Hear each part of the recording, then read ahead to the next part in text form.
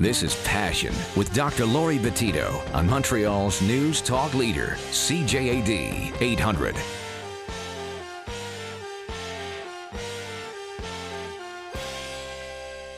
Dating dilemmas tonight on Passion. If you have questions, Frank Kermit is here. He is a dating coach and has written many books on the subject of dating. He's also the relationship columnist of the West End Times now.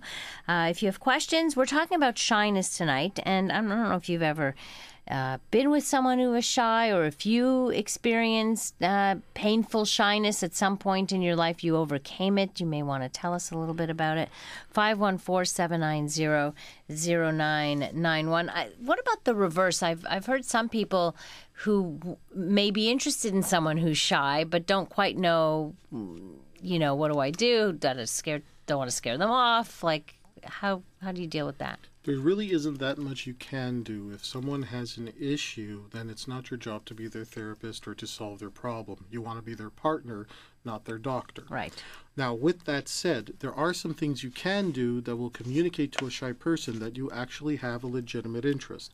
Sometimes shy people are scared of being hurt, of being misled, of being made fun of. So if you actually show some interest in a shy person, they might start thinking, oh, this person is setting me up to hurt me because they don't really like me. One of the things you can do, tell that person what you find unique about them.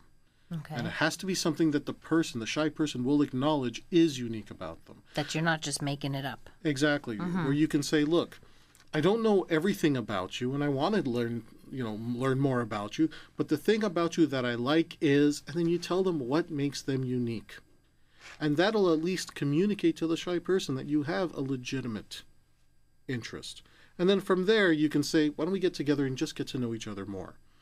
Now, a shy person, because they're shy, is going to want a date that has lots of distractions. I don't normally like... Not a sit-down meal, one in front of the other. Exactly. Okay. So back and forth over coffee might be too much. That's why going to a movie is great with a shy person. They're thinking, oh my God, I'm going to be on a date for 3.5 hours. I can spend an hour and a half at least just watching the movie. Okay, that works for me. And they can learn just to feel safe with you. Right. Never judge a shy person. Right. Never judge. Yeah, I'm sure that's a fear of being judged too. Let's go to Kayla. Hi, Kayla. Hi, Laurie. Thank you for taking my call. My pleasure. I struggled with painful shyness. I mean, it was debilitating as a teenager. I would meet up with somebody on the street, cross the street, so I wouldn't have to say hi. Wow. And one of the things that really helped me out is I got a job at McDonald's. And just the repetition of, Big Mac, large fries, a Coke and an apple pie, it was just, I didn't have to,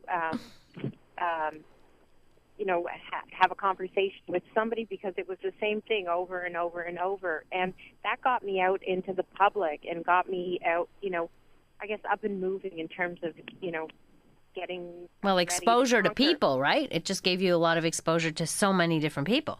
Right, and the thing is, but it wasn't that complicated. I just had to learn a menu. And so that was one of the things that really helped me. And then after that, I just forced myself to go out. I applied for nursing. I ended up, a lot of my patients were, my audience at some level. And it was the same thing. I really didn't have to communicate outside of, some medical terms. But that they taught you how to communicate. And then after that, I was still shy, and I'd go into these periods of just being, just isolate. And I realized I had a problem with isolation. And then probably in my early 20s, I started to do stand-up comedy. And wow. I know. That was one of the things that came out of, being painfully shy and, the depression that goes along with it was this comedic side. Wow. And that's where I decided, and I guess I've taken a course as well on, combating your fears, because I had projective fear of really relate of, going out on a date or, just talking myself out of it completely, because I played the tape to the end, like right before I ended up on the date, and just canceled before. Wow. And so the comedy came about, just to conquer my fear. And I'd taken a class on positive thinking or, how to combat all those fears. And bottom line, they talked about, the committee, the voice in the head, and they labeled it, and they said it's not real. It will try to talk, your ego will try to talk you out of Right. things that you'd like to do. And I realized, okay, this is not true. Right. This is just my thinking. And, so I would, attempt to, go off, like do stand-up comedy or go out on a date, talk myself out of it, and then just blow it into something that was ridiculous. And that I just made that part of my comedy routine. That's great. I know. That's awesome. Yeah.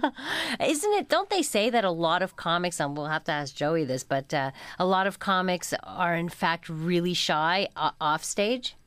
Oh, absolutely. Yeah. People don't believe I do comedy. And today, I guess I use it more to public speak because I do a lot of public speaking. And in fact, I'm on the radio. I have a small little radio show. But the fact that I'm able to do that today has a lot to do with the fact that, the voice in the head is not true, actually. It's direct acts against your will. Yeah, exactly. Kayla, thanks so much. Where can we go watch your acts? Well, you can probably view me on YouTube. I'm under Kayla McCoy Rosen. You can. Okay. Yeah. We'll write that down. Thanks so much. All right. All right. Have a good night. Bye-bye. Great call. More with Frank Kermit coming up on Dating Dilemmas here on Passion. From Loser to Seducer is the story of Frank B. Kermit. This book marks the triumph of a nice guy over most of his inner demons. This includes going from being a loser to managing 5 lovers at the same time, his first Valentine's date with 2 women at the same time, and getting back the one that got away. Want to learn how you can change your life? Buy this book at franktalks.com.